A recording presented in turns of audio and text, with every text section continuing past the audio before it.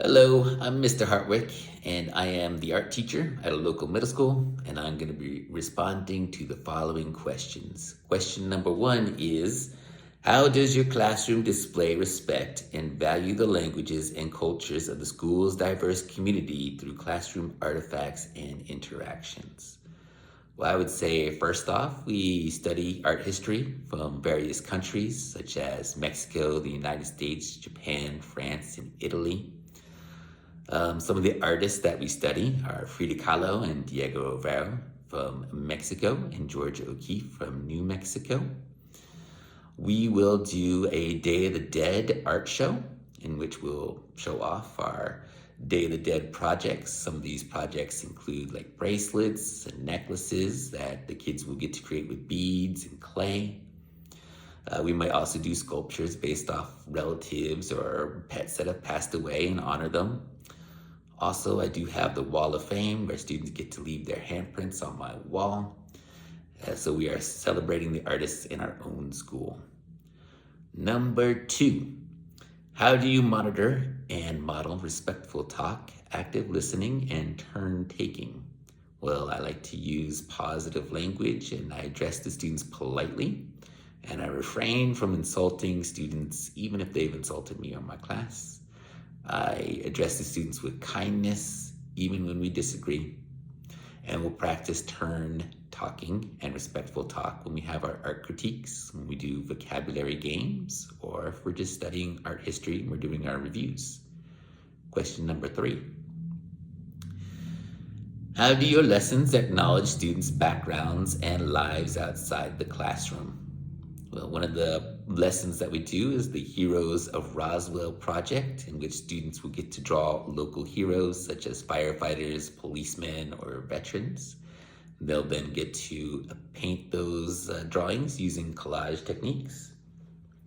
We also do a beautification of Roswell project in which students will have to transform a location and beautify it, such as what would be an appropriate mural for that location.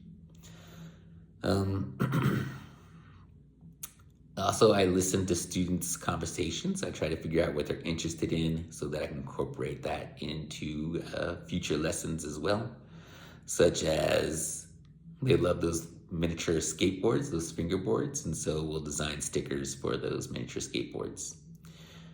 Number four, describe how your current Describe how you create a pleasant, inviting atmosphere where students feel safe and encouraged to learn. I would say first off, I greet and fist bump the kids at the door when they enter. If they're absent, I'll tell them welcome back. I'll also display student artwork on my bulletin board.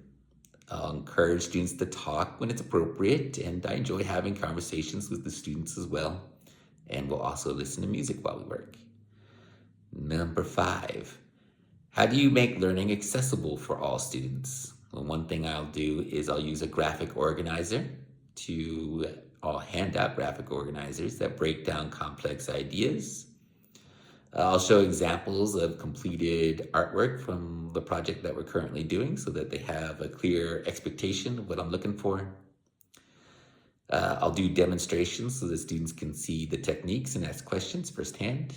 And also, we'll explore concepts both verbally and kinesthetically. Number six, describe how you modify furniture arrangement to accommodate learning activities and support student-to-student collaboration. Well, I arrange my desks as if my Promethean board was the stage. So I arrange the desk around the Promethean board. And that's where I go if I have something to say to the class.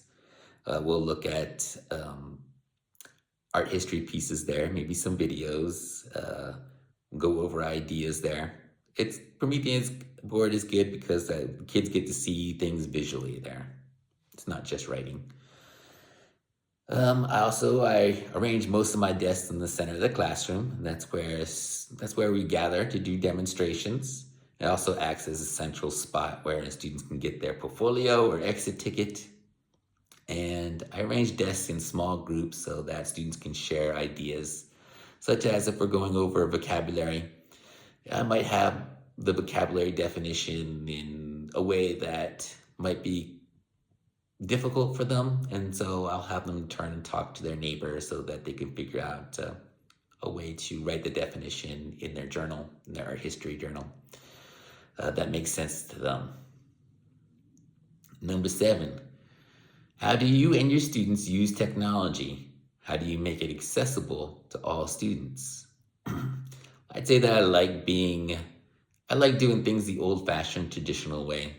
So I'll teach kids how to use the grid, the proportional divider, a light box, how to use a pencil in a different way or hold the pencil in a different way than they're used to. It's not new technology, but it's new to them. However, we do have Chromebooks available for everybody. And I will let students research subject matter or look up visual reference on those Chromebooks. Number 8, what is the role of students? What is the role of students in carrying out the routines? Some of the routines that the students do is they'll get their portfolio, they'll start their bell work, they'll clean up their workspace. And it's just very important that students buy into these routines because it gives the class structure, focus, and predictability. It promotes a sense of ownership of the classroom. And so that's all I got. Thank you for joining me.